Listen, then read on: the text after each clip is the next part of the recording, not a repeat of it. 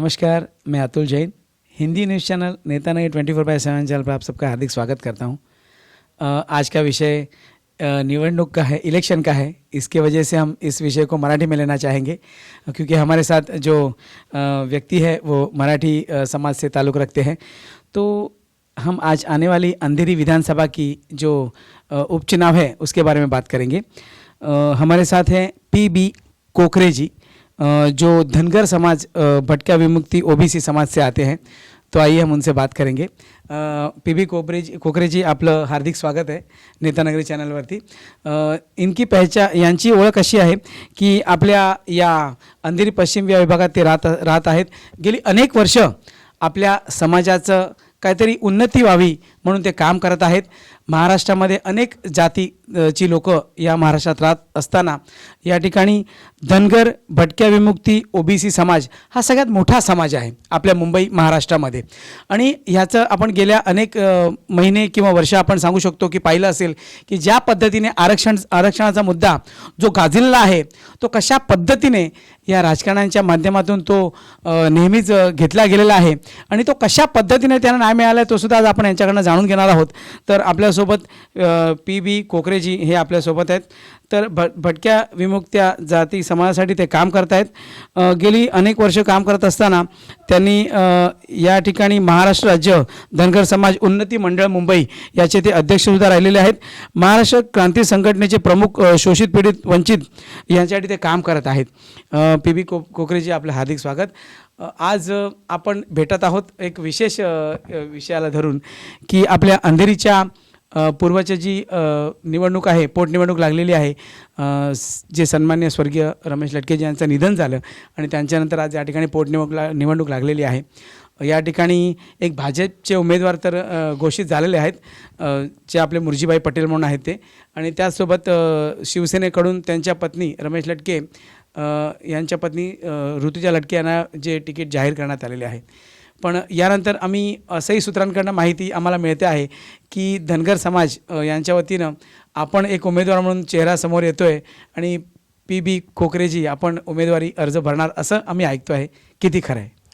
प्रथमतः नेतानगरी चॅनलचं मी मनापासून आभार व्यक्त करतो। माझ्यासारख्या कार्यकर्त्याला तुम्ही आज ह्या मंचावरती बोलवलत आणि आज ह्या ठिकाणी मला बोलण्याची संधी दिलेली आहे आणि माझे काही जे प्रश्न तुम्ही जे मला काही जे प्रश्न विचारणार आहेत त्यांची मी उत्तर सडेतोड या ठिकाणी देतो। माझी इच्छा होती निवडणूक लढवायची आणि त्यासाठी गेल्या 4-5 दिवसापासून राष्ट्रीय समाज पक्ष असतील त्या पक्षाची जे कोर कमिटी आहे त्या कोर कमिटीने ही मीटिंग घेतली होती, त्यामध्येही मला बोलवलं होतं आणि त्यांची इच्छा होती की पी.बी. कोकरेंनी अंधेरी ईस्टमधून पोटनिवडणूक लढवावी। त्यानंतर पार्लमेंट सदस्य जे वंचित बहुजन आघाडीमध्ये होते अण्णाराव पाटील यांचाही पक्ष आहे महाराष्ट्र विकास आघाडी, त्यांच्याकडूनही कॉल आला होता। तेही मला सांगत होते की त्यांच्या पक्षाच्या चिन्हावरती तुम्ही निवडणूक लढवा, पण मी असा निश्चय केला होता की मला अपक्ष निवडणूक लढवायची होती आणि त्या संदर्भात मी पूर्ण निर्णयच केला होता। पण निर्णय केल्याच्या नंतर त्या ठिकाणी मी तिथला जो समाज आहे, तिथला जो घटक आहे, जो गेल्या अनेक वर्षापासून ओबीसीसाठी असेल, भटक्यांसाठी असेल, धनगर समाजासाठी असेल, तो लढतोय, संघर्ष करतोय, त्यांच्याशीही विचार करणं, त्यांच्याशी बोलणं करणं हे माझं कर्तव्य आहे। त्याप्रमाणे मी त्यांच्याशी बोललो। त्यांच्याशी बोलल्याच्या नंतर असं माहिती पडलं की पी.बी. कोकरे तुम्ही त्या मतदारसंघात थोडं ह्या वेळेला थांबावं, कारण ही निवडणूक तुम्ही लढवू नये। येणारी 2024ची निवडणूक असेल ती तुम्ही बिंदासपणे लढवू शकता। येणारी महानगरपालिका आहे, त्या महानगरपालिकेमध्ये आपण आपले उमेदवार उभे करू शकता, त्यांनाही आम्ही पाठबळ देऊ। त्यासाठी मी थोडासा बॅकफूटवरती आलो आहे। मी स्वतः बॅकफूटवरती आलो आहे तरी तिथे मी समाजाचा आणि भटक्या विमुक्त ओबीसीचा उमेदवार शोधतोय। म्हणजे मी निवडणुकीतून माघार घेतली अशातला प्रश्न नाही की तिथे मला जर कॅपेबल उमेदवार समाजाचा मिळाला, ओबीसींचा मिळाला, भटक्यांचा मिळाला तर त्याच्या पाठीशी आपण उभे राहणार आणि त्याला पाठिंबा देणार। पण कसं आहे, सत्ताधारी आजपर्यंत जितके पण आहेत त्या सत्ताधाऱ्यांनी ह्या धनगर समाजाचं, भटक्या विमुक्त आणि ओबीसीचं शोषण केलेलं आहे। त्यांचा कोणताच प्रश्न सोडवला नाही। मागेच मी ज्या मतदारसंघात राहतो, अंधेरी पश्चिम ह्या मतदारसंघात राहतो, तिथे एक धनगर समाजाची एकीकरण समिती स्थापन झाली आणि एकीकरण समिती का स्थापन झाली, गेल्या 2014 पासून इथल्याच जे आमदार असतील, जे खासदार असतील, त्यांनी काही धनगर समाजाला आश्वासनं दिली होती, निवडणुकीत आश्वासनं देतात आणि निवडणूक झाली की ती आश्वासनाची पूर्तता करत नाहीत. म्हणून आम्ही असं ठरवलं की ह्या धनगर समाजाने, भटक्या विमुक्तांनी, ओबीसीनी ह्यांचे फक्त झेंडेच घेऊन फिरायचं, ह्यांची फक्त बॅनरच लावायची आणि निवडणुकी ज्यावेळी येतात तेव्हा तुम्ही कुठेतरी घराणेशाही करता, तुमचा माणूस शोधता.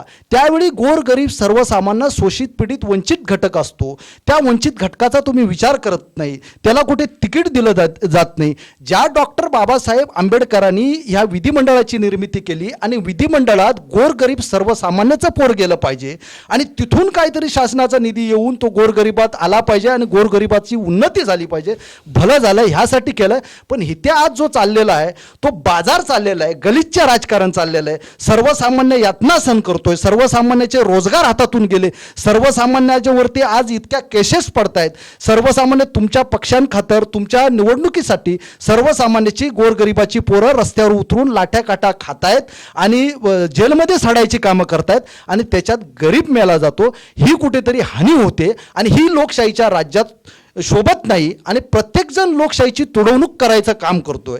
ह्यासाठी माझं जे आताची जी भूमिका आहे ती भूमिका समाजासाठी मी कुठेतरी माघार घेतोय.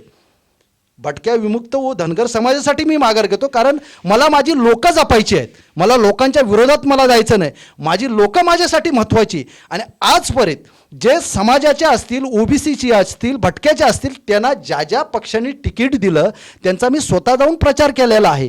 तो प्रचार का म्हणून केला आहे, मी त्यांचा पक्ष बघितला नाही, कारण मी स्वतः एका पक्षामध्ये कुठच्या काम करत नाही. मी तो आपला माणूस आहे, तो माणूस मोठा झाला पाहिजे आणि तो माणूस जर मोठा झाला तर माझ्या समाजाची उन्नती होईल, माझ्या समाजाचे प्रश्न सोडवतील. आणि आज ही माझी तीच भूमिका आहे.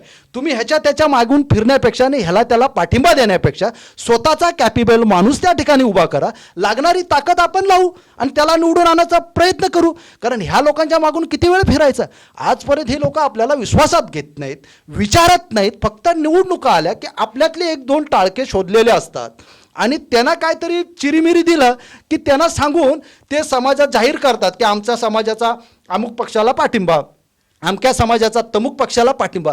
अरे समाज हा कोणाच्या बापाची जहागीर नाही. मी उद्या समाजाच्या बाबतीत पण भूमिका घेऊ शकत नाही. मी कुठल्या पक्षाला किंवा कोणाला सांगू शकत नाही की माझ्या समाजाचा तुला पाठिंबा आहे करून, कारण समाज म्हणजे पीबी कोकरेची जहागीर नाही. समाज म्हणजे पीबी कोकरेच्या बापाची मालकी हक्क नाही. त्यासाठी समाजाबरोबर बसलं पाहिजे, तिथल्या समाजाशी विचार केला पाहिजे, तिथल्या समाजाच्या व्यथा जाणून घेतला पाहिजे आणि जो व्यथा सोडवू शकतो, जो समाजाचे प्रश्न जाणू शकतो त्याला समाज ठरवेल पाठबळ द्यायचं की पाठिंबा द्यायचा, तो समाज ठरवेल. अशी भूमिका प्रत्येक विभागात ज्यावेळी आम्ही घेणार त्यावेळी कुठेतरी समाजाची उन्नती होणार. अभिमान वाटतो ज्या वेळेला कोकरेजी स्वतः म्हणतात की मी कुठल्या पक्षात नाही, मी माझ्या समाजासाठी काम करतो आणि समाज कसा पद्धतीने मोठा होईल ह्याच्यासाठी मी प्रयत्न करत असतो. कोकरे, तुम्हाला या विषयावर आवर्जून एक प्रश्न विचारीन की ज्या वेळेला तुम्ही बघताय आता की तुम्ही स्वतःसुद्धा सांगतायत की मी माझ्या अनेक समाजातील लोकांना प्रचारासाठी गेलेलो आहे, ते अनेक पक्षांमध्ये, वेगवेगळ्या पक्षांमध्ये आहे, तुम्ही कसं बघताय की या पक्षाचे मोठे नेतेसुद्धा आहेत, ते त्या पक्षाच्या पदावर जाऊन बसतात पण त्यानंतर फक्त बोलण्याचं काम होतं, समाजासाठी काहीच काम होत नाही. तर या येणाऱ्या पिढीला जे कार्यकर्ते आहेत, जे आजही झेंडे घेऊन फिरत आहेत इतर पक्षांचे आणि तुमच्या समाजाचं नाव घेऊन पुढे जात आहेत आणि त्यांचा फायदाच फक्त पक्षाच्या वतीनं घेतला जातो, त्या कार्यकर्त्यांना तुम्ही काय सांगाल? कार्यकर्त्यांना मी हेच सांगेल प्रामाणिकपणे, माझी त्यांना हात जोडून विनंती आहे, आपल्या समाजाची वाताहत का होते, मग धनगर असो, भटक्या विमुक्त असो आणि ओबीसी असो, आज त्यांच्यावरती जितका अत्याचार होतोय, आज आपल्या धनगर समाजातले मेंढपाळ आहेत, मेंढपाळांना प्रत्येक ठिकाणी ठेचलं जातं आहे, माता भगिनींच्या इज्जतवरती हात टाकला जातोय, पण आपले नेते कोण तोंडातून ब्र काढायला तयार नाहीत. आणि त्या ठिकाणी जे पदावरचे उच्च पदावरती जे बसलेले आहेत त्यांचं काय, त्यांना जे पाहिजे असतं ते त्यांना साध्य झालेलं असतं, त्यामुळे बाकीच्यांची त्यांना काही गरज नसते. पण ह्याच्यात भरडतो तो सर्वसामान्य जो गोरगरीब समाज आहे तो भरडला जातो. म्हणून मी आज माझ्या ह्या ठिकाणी मी संदेश देऊ इच्छितो, धनगर, भटक्या विमुक्त, ओबीसी, SC ST हा जो वंचित घटक आहे, ह्या वंचित घटकांनी आता कुठेतरी एकत्र येण्याची गरज आहे. तमाम सर्व बहुजन ज्यावेळी हा सर्व संघटित होईल आणि बहुजनांची ह्या 85% वरती ताकद आहे, ही ज्यावेळी एकत्र येईल आणि तुमच्यातली पोरं तुम्ही उभी करा. पक्षाच्या आहारी जाऊ नका. पक्ष आपला फायदा बघतात तर तुम्ही तुमचा फायदा बघा. तुमचे कसे प्रश्न सोडवले जातील, तुमच्या व्यथा कसा कोण जाणून घेणार असेल, तो गोरगरीब जरी त्याच्या अंगावर कपडा नसेल त्याला सक्षम तुम्ही करा आणि त्याला उभा करा, तेव्हा तुमची दखल घेतली जाईल. कोकरेजी, तुम्ही हे नक्की म्हणू शकाल की ज्या पद्धतीने तुम्ही बघताय की ज्या पद्धतीने धनगर समाजाचा एवढा मोठा जो आंदोलनाचा रूप आपण घेतलेला होतं मागच्या वेळेला आणि फार मोठं आंदोलन झालं, पण त्यानंतर सुद्धा आंदोलनं करून ती फ्लॉप होतात किंवा त्याचा न्याय मिळत नाही, तर ह्याचमुळे होतं की ते अनेक वेगवेगळ्या पक्षात असल्यामुळे ते फुटलं जातं आणि राजकारणात ते त्याच्यावर खेळता येतं. तर या विषयावर तुम्ही कसं बघताय? नाही आंदोलनं फ्लॉप होतात. आरक्षण खूप मोठ्या प्रकारे झालेली आहे आणि प्रत्येक आरक्षण ज्यावेळी धनगर समाजाच्या ज्या नेत्यांनी आंदोलनं केली, मग जानकर साहेब असतील, प्रकाश अण्णा शेंडगे असतील, गोपीचंद पडळकर असतील, वडकुते साहेब असतील, अर्जाप्पा असतील, राम शिंदे असतील, ह्या सगळ्या लोकांनी धनगर समाजासाठी म्हणजे त्यांचं योगदान आहे. मी आज त्यांना मानतो, त्यांचं योगदान आहे, त्यांनी खूप मोठं कार्य आहे त्यांचं आणि त्यांनी कामही केलेलं आहे. पण ज्यावेळी आंदोलनं ज्यावेळी ते करतात त्यावेळी त्यांच्या आंदोलनामध्ये आम्ही समाज म्हणून उतरतो आणि समाज म्हणून ज्या उतरल्याच्या नंतर जे समाजाला बेनिफिट मिळालं पाहिजे ते मात्र आजपर्यंत समाजाला बेनिफिट मिळालं नाही. समाजाचे प्रश्न तसेच राहतात. 2014च्या अगोदर भाजपनेही डिक्लेअर केलं होतं की धनगर समाजाला आम्ही आरक्षण देऊ शकतो, आम्हाला पाठबळ द्या, आम्ही सत्तेत आलो तर तुमचा प्रश्न सोडू. ते भाजपने पूर्ण केलं नाही. शिवसेनेचा वचननामा आहे, त्या वचननाम्यावरती सही आहे आणि सही असताना सुद्धा शिवसेनेने त्याच्यानंतर कुठेच तो उद्गारच काढले नाही आजपर्यंत धनगर समाजाचे. आता ते उद्गार कधी येतील? 2024ला येतील की धनगर समाजाचा आरक्षणा प्रश्न, कारण ह्यांना माहिती आहे तो प्रश्न तसाच ठेवायचा आहे.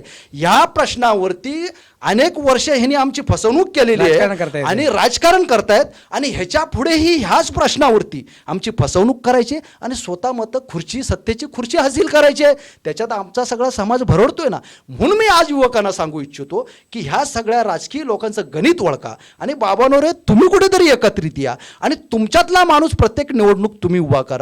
आपले जर प्रश्न सोडवायचा असेल तर आपला माणूस तिथे गेला पाहिजे आणि तोच आपल्या हक्कासाठी आणि आपल्या प्रश्नासाठी भांडू शकतो आणि आवाज उठवू शकतो. मागच्या वेळेला PB कोकरे हे 2019 साली कदाचित जर त्यांचा फॉर्म बाद झाला नसता तर कदाचित चांगल्या मतांनी निवडून सुद्धा आले असते असं मलाही वाटतं. कारण कसं आहे की ज्या पद्धतीने तुमची काम करण्याची पद्धत आहे आणि त्या पद्धतीने तुम्ही चांगल्या पद्धतीने लोकांपर्यंत पोचलेले आहात. तुमच्या समाजासाठी म्हणा, तुमच्या विभागातल्या लोकांसाठी म्हणा. आज जवळजवळ मराठी टक्का हा सगळ्यात मोठा टक्का कुठल्याही विभागामध्ये आहेच, त्याबद्दल वाद नाही. तर निवडणूक लढणं आणि जिंकणं सोपं आहे, पण हे एकजूट नसल्यामुळे हा मोठा प्रॉब्लेम होतो. आणि त्यानंतर तुम्हाला जी खंत मोठी झाली, तो तुमचा फॉर्म बाद झाल्यानंतर तुम्ही लढलात, झगडलात, पण तुमच्याच नेत्याने तुम्हाला साथ दिली नाही असं तुमचं म्हणणं होतं. याबद्दल काय सांगाल? नाही, मी ह्या मतदारसंघात काम करत असताना ज्या समाजात माझा जन्म झाला त्या समाजाचा आपल्याला लेबल लागणं हे गरजेचंच आहे आणि त्याला बापाला बाप म्हणणं गरजेचं आहे. म्हणून मी माझा बाप कधी लपवला नाही. बाप म्हणजे माझा समाज. मी जिथे जातो तिथे मी PB कोकरे हा धनगर, हा प्रत्येकाला माहिती आहे. पण ह्या मतदारसंघात आणि पुऱ्या महाराष्ट्रात काम करत असताना धनगर, OBC, SC, ST आणि मराठा समाजी असेल, ह्या सगळ्यांना मी त्यांची जात विचारली नाही. त्यांचं प्रत्येकाच्या कामासाठी मी उपयोगी पडतो, त्यांचं कामही करतो. या मतदारसंघात अनेक प्रश्न पण आहेत, मी त्याचा प्रचार आणि प्रसारही केला नाही. ते प्रश्न मी माझ्या माध्यमातून सोडवायचंही काम केलं. म्हणजे रस्त्याचा असतील, गटाराचे प्रश्न असतील, मूलभूत प्रश्न जे आहेत. कारण मी कुठल्या काय उच्च पदावरती नाही, त्यामुळे मला शासनाचा निधी येत नाही. मी संघर्ष करू शकतो लोकांच्या प्रश्नासाठी. ज्या दिवशी मी त्या उच्च पदावर बसेल तेव्हा माझ्याकडे निधी येईल, तेव्हा लोकांच्या व्यथा मी जाणून घेणार आणि त्या पद्धतीने प्रश्न सोडवू शकतो. अशा पद्धतीने मी केलेलं. पण माझा ज्यावेळी अर्ज मी 2019ला प्रथमतः मला वंचित बहुजन आघाडीने तिकीट दिली, त्याबद्दल बाळासाहेब आंबेडकर यांचे मी मनापासून आभार व्यक्त केले. त्या सर्व कमिटीमध्ये लोक होती त्यांचेही आभार व्यक्त केले. पण काही कारणास्तव म्हणजे माझा बाद झाला अशातला भाग नाही. माझा बाद केला गेला आणि ते माझ्यासमोर बल्लाड उमेदवार होते आणि त्यांनाही माहिती होतं की PB कोकरेपासून फटका बसणार आहे. आपली काम करण्याची पद्धत वेगळी होती आणि त्यामुळे तो बाद झाला आणि बाद केला गेला. तरी पण मला काय फरक पडला नाही, कारण मी मैदानात उतरलो आहे. जोपर्यंत जिंकत नाही तोपर्यंत संघर्ष हा माझ्या 5वीला पुजलेला आहे आणि मी संघर्ष करत राहणार, लढतच राहणार. आता 2024 हे माझ्या नजरेसमोर आहेत, तेव्हा तर मी तुमच्या समोर आहेत वाघ म्हणून तिथे लढायला मैदानामध्ये तयार आहे, लंगोट बांधून. तो काही सोडत नाही. पण माझ्या वरिष्ठांनीही त्यावेळी जर दखल घेतली असती तर तीही निवडणूक मी लढवू शकलो असतो. पी बी कोकरेजी, तुम्ही म्हणताय की मी कुठल्या राजकारणात नाही, पण माझ्या समाजासाठी मी माझ्या वैयक्तिक आमच्या समाजाच्या पक्षाच्या माध्यमातून निवडणूक लढवण्याचा प्रयत्न करत असतो आणि करत राहणार आहे. पण आपण पाहिलं असेल की आपल्या समाजाच्या माध्यमातून अनेक पक्षाला समर्थन आपण केलं आहे. तुम्हीसुद्धा कोणाला तरी समर्थन केलेलंच असेल याआधीसुद्धा. आपल्याकडे आमदार खासदार सगळे आहेत. तुम्ही जसं आता आपले खासदार गजानन कीर्तिकर साहेब वगैरे आहेत, कशा पद्धतीने तुम्ही त्यांची आपल्या समाजासाठी मदत घेतलेली आहे आणि घेणार आहात, किंवा कशा पद्धतीने काम करताय समाजाला वाढवण्यासाठी? 2014ला लोकसभेची निवडणूक होती. गजाभाऊ उभे राहिले होते त्यावेळी लोकसभेला, खासदारकीला. गजानन कीर्तिकर, हां, कीर्तिकर साहेब त्यावेळी उभे राहिले होते आणि आमचा अण्णाचाळमध्ये एक मेळावा होता नेहरूनगरला. त्या मेळाव्याला गजानन कीर्तिकर साहेब त्या ठिकाणी उपस्थित राहिले होते. आम्ही आमच्या व्यथा त्यांच्याजवळ मांडल्या होत्या. मग त्या व्यथेचं त्यांनी सर्व ते जाणून घेतलं आणि आमचं एक समाजभवन ह्या विभागामध्ये मोठं असावं अशी समाजभवन तर असावं अशी आमच्या सगळ्या समाजाची भावना होती. मग गजाभाऊने त्याला चांगला प्रतिसाद दिला आणि गजाभाऊने सांगलं, मला साथ द्या, माझ्या पाठीशी उभं राहा, मी जर निवडून आलो तर तुमचं जे समाजभवन आहे ते पहिलं उद्घाटन तुमच्या समाजभवनचं होईल आणि मी पुढील कार्यक्रमाला तिथपासून सुरुवात करेल.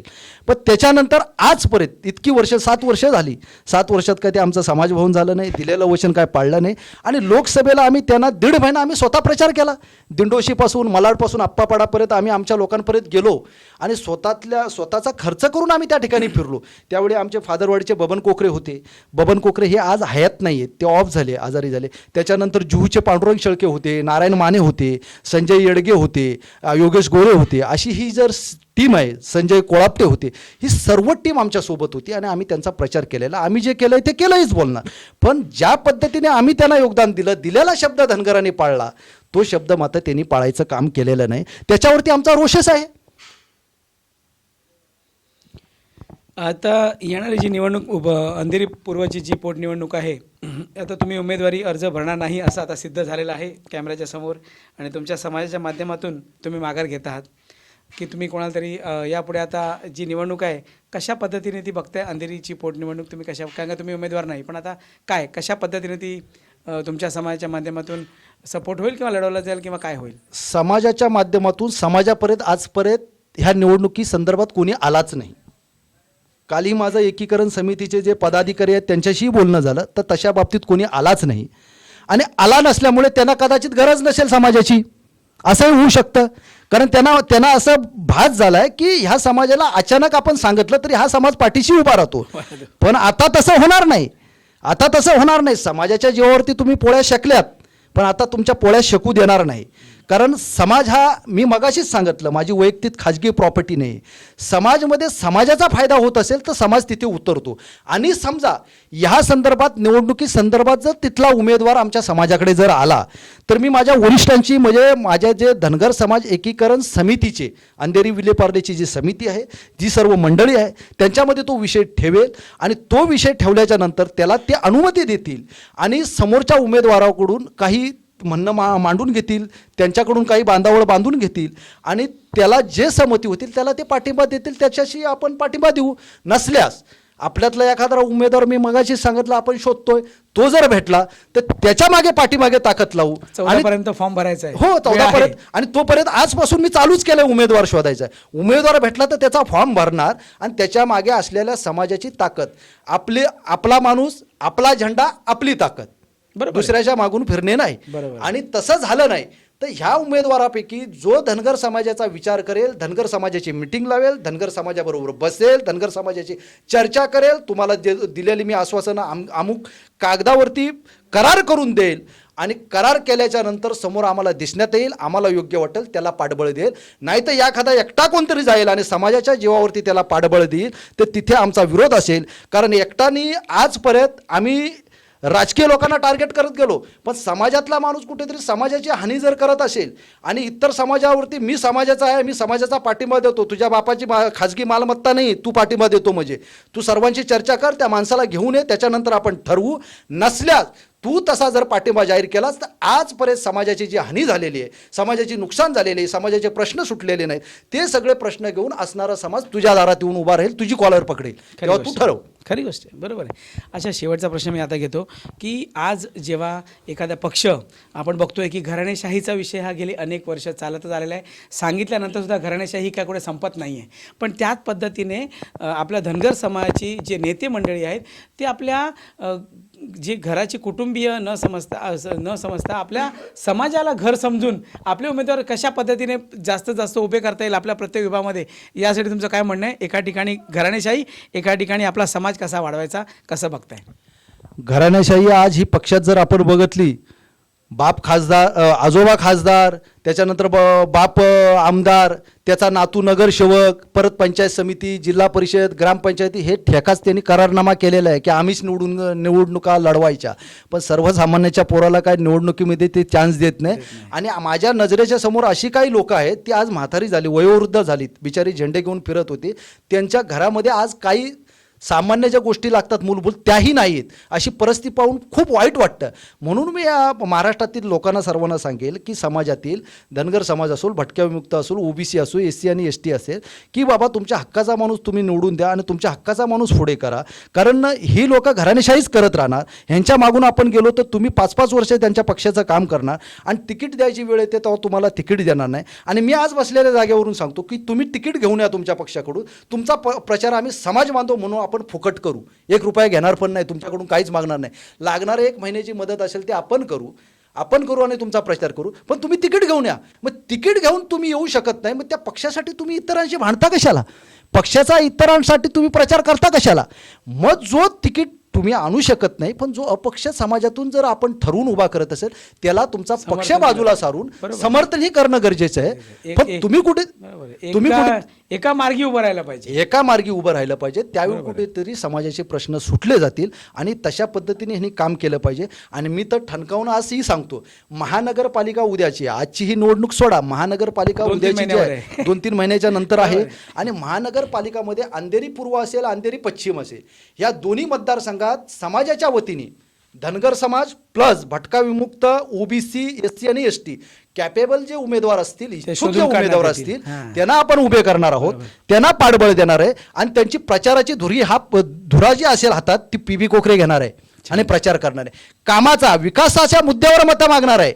असं नाही भावनिक करून मतं नाही मागणार की माझ्या बापानी काय केलं, माझ्या आजोबांनी काय केलं, माझ्या पंजोबांनी काय केलं, तिकडे बघा, मी हात जोडतो तुमच्याकडे, असं करा तसं करा, ही मतं नको.